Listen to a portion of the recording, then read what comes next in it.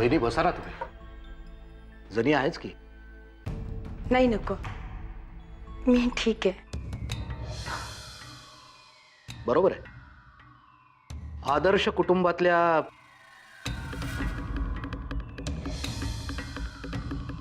I am sorry, आदर्श घराण्यातल्या पतिव्रता स्त्री आहात तुम्ही. पती परमेश्वरांसाठी थांबावंच लागेल तुम्हाला, नाही का? तुम्हाला सांगून काही उपयोग नाही, पण तरीही सांगतो. या सभ्य घराण्याच्या परंपरा आहेत. हो, सभ्य लोकांनी स्त्रियांवर वर्चस्व गाजवण्यासाठी या परंपरा निर्माण केल्या आहेत.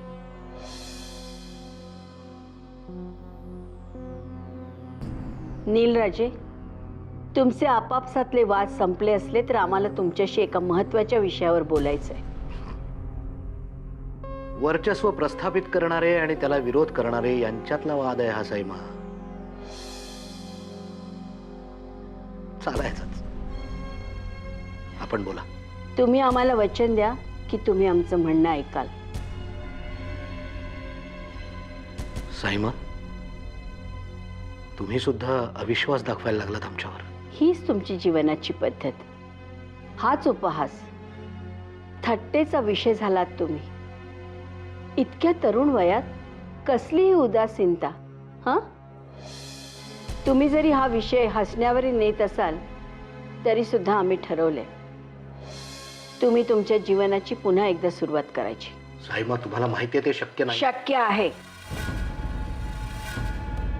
नीलराजे, तुम्ही तुमचं आयुष्य एका बाईसाठी फुकट घालवायचं ठरवलेलं असलं तरी सुद्धा राजशिर्के घराण्यातील एक ज्येष्ठ आणि तुमच्या आई म्हणून आम्ही असं घडू देणार नाही. मिर्झापूरला राजशिर्क्यांची खूप मोठी प्रॉपर्टी आहे, शिवाय स्पिनिंग मिल आहे. तेव्हा हा सगळा कारभार तुम्ही मिर्झापूरला जाऊन सांभाळावं असं आम्हाला वाटतं.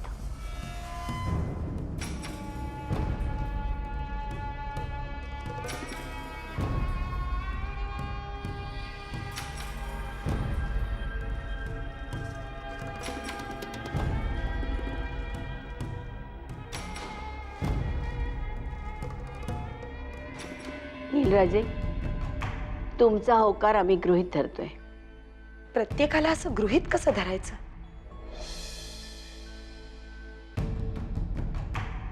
म्हणजे मला असं म्हणायचं होतं की नील भाऊजींना अशा अवस्थेत मिर्झापूरला पाठवायचं म्हणजे. तुम्ही साईमांच्या निर्णयाचा विरोध करताय. जर नीलची काही हरकत नाही तर तुमचा विरोध का? वहिनी, आदित्यराजे कुठे आहेत? दिसत नाही आहेत कुठे. आदित्य राजाने इथल्या कारभाराची सगळी सूत्र आपल्या हातात घेतलीत. त्यांची आज इम्पॉर्टंट मीटिंग आहे. बाय द वे, तुमच्या मिर्झापूरला जाण्याची सगळी व्यवस्था करायला आम्ही मणीला सांगितलंय. मन लावून काम करा.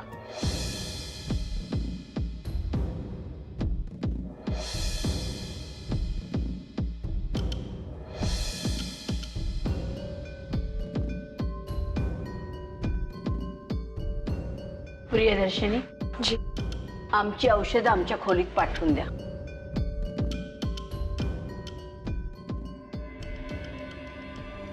वा, आमच्या घरातल्या मंडळींची आमच्याबद्दल असलेली तगमग पाहूनच पोट भरलं आमचं.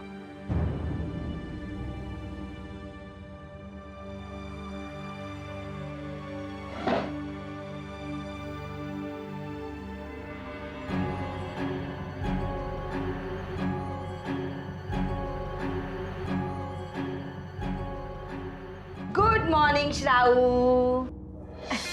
Good morning mom. माझं पिल्लू कते. उठा उठा उठा. मॉम, एक मिनिट. काय करतेस? मॉम, पाहिलास? विक्रमादित्यने दिलाय. बघू बघू. मॉम, कुठल्याही बटनाला हात लावू नको. इम्पॉर्टंट आहे. पाहिलंस, याला म्हणतात खरं प्रेम. नाही तर आम्ही. जाऊ दे ना, कशाला त्याच गोष्टी काढायच्या. बरं ते जाऊ दे. कुठे कुठे गेला होतात फिरायला? मॉम, आम्ही कुठे कुठे गेलो होतो यापेक्षा अख्खी रात्र मी एकटीच त्याच्या बरोबर होते. किती ग्रेट ना मॉम. हो ग हो. काय म्हणाला काय विक्रमादित्य? काय म्हणायचं राहिलंय मॉम, वेडा व्हायचा राहिलाय तो माझ्यासाठी. श्रावणी, जसं मला हवं ना तसंच घडतंय बघ. देवा, तू त्या विक्रमादित्यला अजिबात सोडू नकोस, कारण तोच तुला टॉपची मॉडेल बनवणार आहे. Yes Maugham.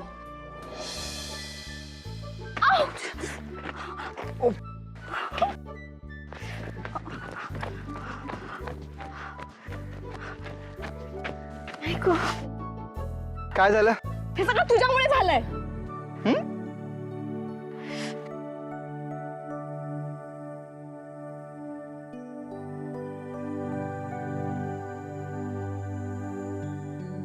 हॅलो पेशंट, मुकाट्यानं हात हातात द्यायचा, कारण इथे तुझ्या मदतीसाठी येणार कोणीही नाही.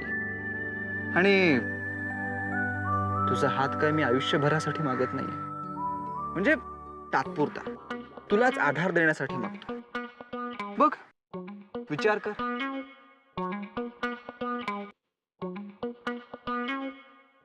तुझ्यामुळे झालंय सगळं.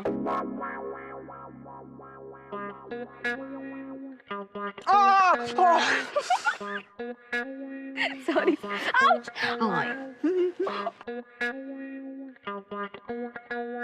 चल, तुझ्यामुळे झालंय सगळं. त्यानिमित्तानं जर तू माझा असा हात पकडणार असशील तर तुझा पाय रोज मुरगळावा. काय म्हणालास? अगं गंमत केली का? चल, मी तुला घरापर्यंत सोडतो, म्हणजे तू मला घरापर्यंत सोडल्याची भिट्टमफाट होऊन जाईल. आणि हो, तुला घरापर्यंत सोडल्याबद्दल तुझ्याकडनं 100 रुपये अजिबात घेणार नाही आम्ही. 200 रुपये घे, पण तुझं तोंड आधी बंद ठेव.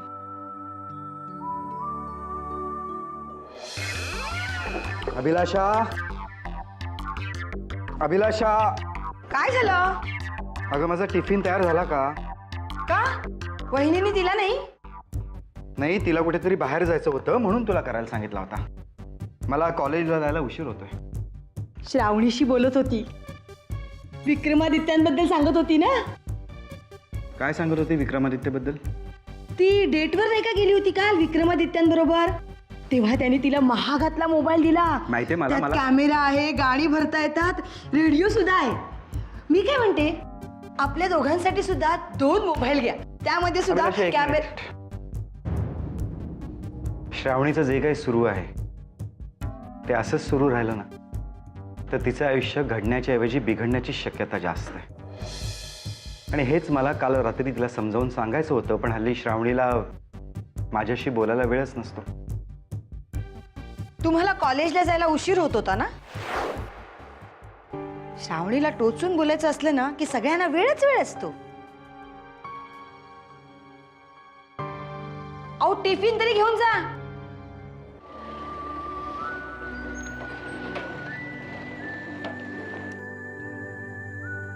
सावकाश सावकाश. साक्षी, काय झालं? काही नाही, ग्राउंडवर खेळत होती, अचानक पाय मुरगळला. हो, थँक्स. चल चल चल, आज जाऊया आपण. चल, बाय साक्षी, टेक केअर.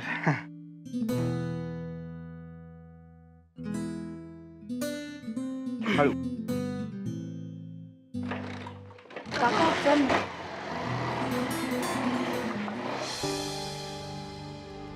साईमा, प्रियदर्शनी, तुम्हाला आमच्याशी काही बोलायचं आहे का? साईमा, नील भाऊजींना मिर्झापूरला धाडण्याचा निर्णय कोणाचा होता? मला वाटतं आपण या विषयावर नंतर बोलूया प्रियदर्शनी. आम्हाला माहिती आहे साईमा, हा निर्णय तुम्ही तुमच्या मनानं घेतलेला नाही. आमच्या निर्णयावर तुमचा काही आक्षेप आहे का?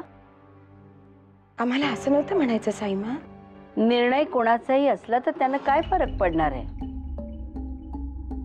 नील राजनचं त्यात काही भलं होणार असेल तर त्यांनी तो निर्णय स्वीकारायला हवा. तुम्ही निर्णय सुनावल्यानंतर ते काही न बोलता इथनं निघून गेले, याचा अर्थ? तुम्ही तुमच्या सोयीनं अर्थ काढण्यापेक्षा नील राजांना हा निर्णय मान्य आहे असा विचार तुम्ही का नाही करत?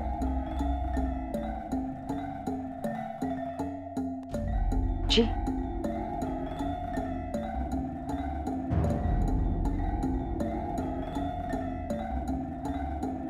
पण अजून चांगले शब्द राखून ठेवा. अजून मोठ्या न्यूज यायच्या आहेत. बाय. तुमच्याजवळ वेळ असला तर थोडं बोलायचं होतं तुमच्याशी.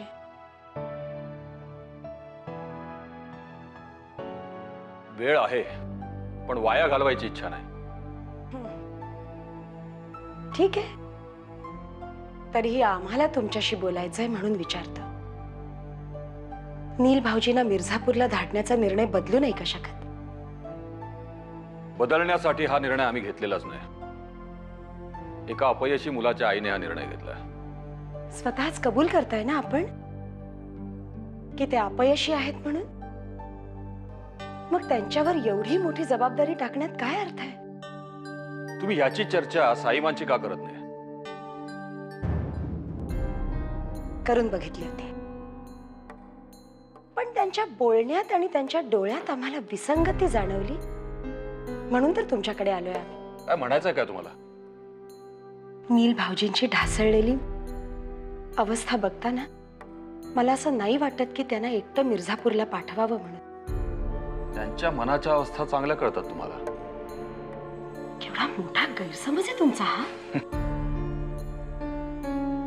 असो, आम्हाला असं वाटतं की त्यांना एकटं मिर्झापूरला पाठवलं तर त्यांचं अनिर्बंध वागणं अजून वाढेल, त्याला खत पाणी मिळेल. आणि तुम्हालाही याची चांगली जाणीव आहे हे जाणतो. मग हा निर्णय कशासाठी? मिर्झापूरला ते एकटे कसे राहतील, काय करतील, या नुसत्या विचारांनी आमच्या मनाची घालमेल होतीये. हीच घालमेल त्यांना मिर्झापूरला पाठवण्यास कारणीभूत ठरलेली आहे.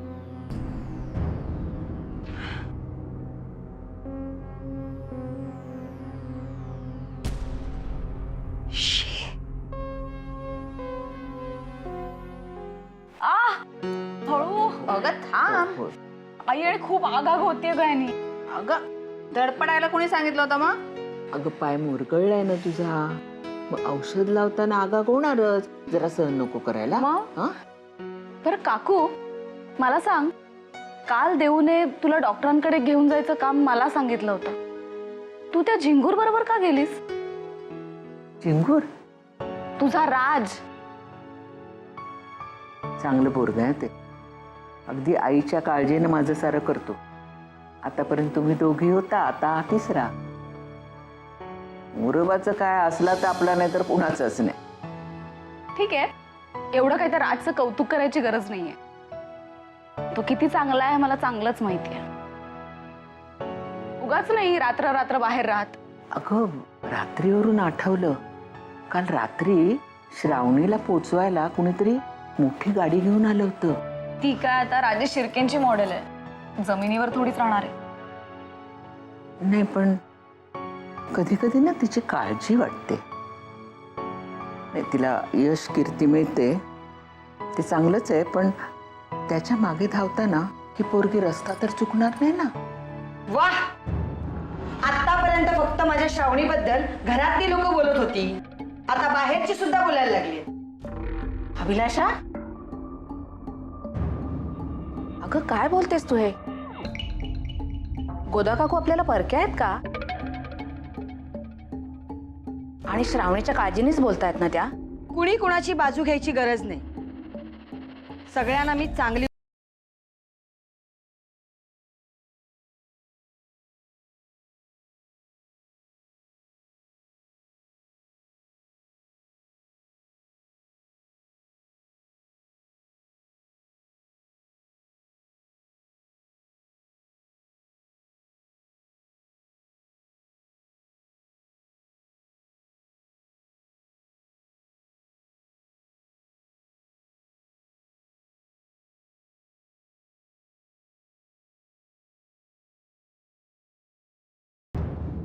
गोदा काकू, का अभिलाषाचं बोलणं एवढं नका मनाला लावून घेऊ.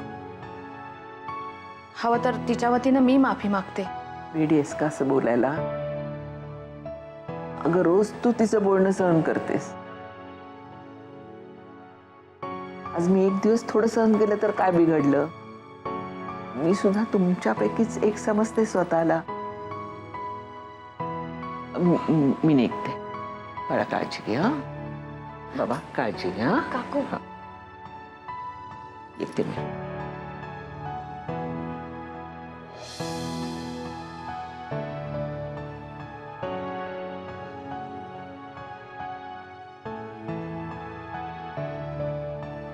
बरं बस आता गंमत पुरे. तुम्हाला कळलंय ना मी काय म्हणाले ते?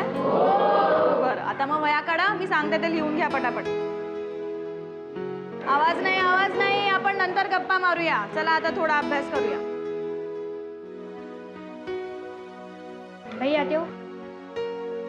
संजू, कुठे होतास इतके दिवस? हॉस्पिटलमध्ये बाबांनी मारलं होतं म्हणून ऍडमिट होतो. बाबांनी एवढं मारलं? सामाई परीक्षेत गणित विषयात कमी मार्क मिळाले म्हणून. हो पण बाबांचं जरा चुकलंच ना. हे म्हणजे एवढं मारायला नको होतं. पण संजू, तुझंही चुकलं ना. गणिताकडे दुर्लक्ष करून कसं चालेल? बाई मला तो गणित विषय नाही आवडत. तो गुणाकार भागाकार.